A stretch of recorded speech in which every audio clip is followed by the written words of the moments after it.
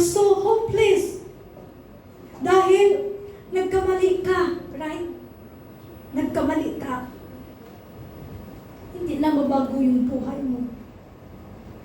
Sabi ko sa verse 6, sabi, when Jesus saw him lying there and learned that his condition for so long time, and he asked him, do you want to get well? Sabi ng Panginoon, take note mga kapatid, ang layman, hindi nakita ang Panginoon, kundi ang Panginoon ang nakakita sa kanya.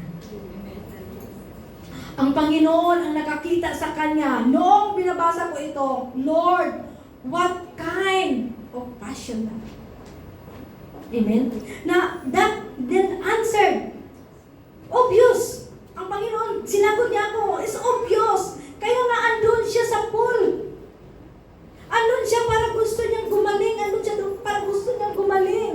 Lahat ng tao doon gusto nilang gumaling. So, bakit tinatanong ng ating Panginoon, itong lalaking ito, na do you want to get well? Na alam naman ng Panginoon, obvious naman, na nandoon nga itong lalaki na ito, kahit gusto niyang gumaling. At ang lahat ng mga tao doon nakapalibot doon sa pool na yun ay puro may mga sakit, ibang mga sakit. Hindi makalakad, bulag, pero walang sakit doon na cancer. Amen? Wala, hindi pa uso. Bulag, hindi makalakad. Amen? Bulag ka sa katotohanan. Tamad ka sa paglilingkod sa Panginoon. Maraming mga senaryo. Pag-usapan natin biblical, mga kapatid. Bulag sa pag-ibig. Kahit matanda na pinapatulan, bulag sa pag-ibig. Amen. So, yun nga, mga kapatid. Sinagot ng Panginoon, obvious. Amen?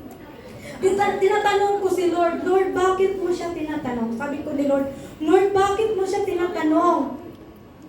Tinatanong mo ba siya kasi hindi mo alam ang sagot? Sabi ko ni Lord, that sometimes God doesn't ask the question, mga kapatid, because He doesn't know what's the answer.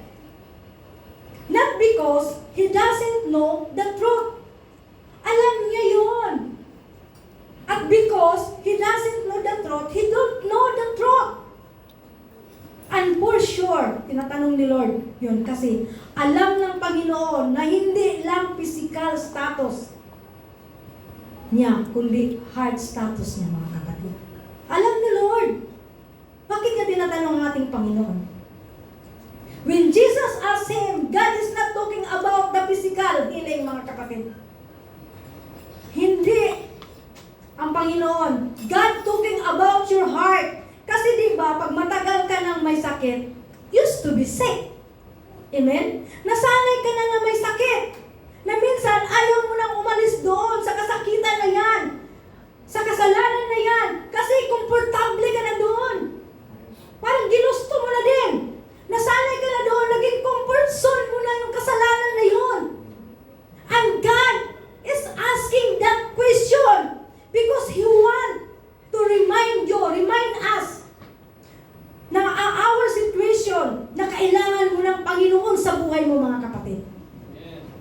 He asks that question to reveal your own motives, mga kapatid. Kung ano mang yung motibo mo ngayon sa puso mo, God knows, alam ng Panginoon. Kaya sabi ng Panginoon, do you want to get well?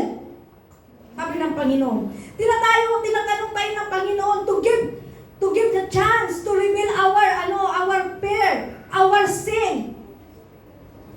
Look, Adam. Tingnan nyo si Adam.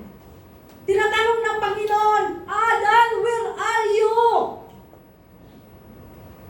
Tinatanong ba siya ni Lord? Kasi hindi alam ni Lord kung saan siya. Alam ni Lord na nagtatago siya. Amen? God knows na He is hiding from the presence of our God. Alam ni Lord, pero bakit siya tinatanong ng Panginoon?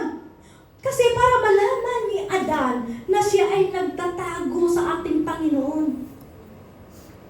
Kaya, tinatanong ng ating Panginoon, Adam, where are you? Nandito ako, Lord.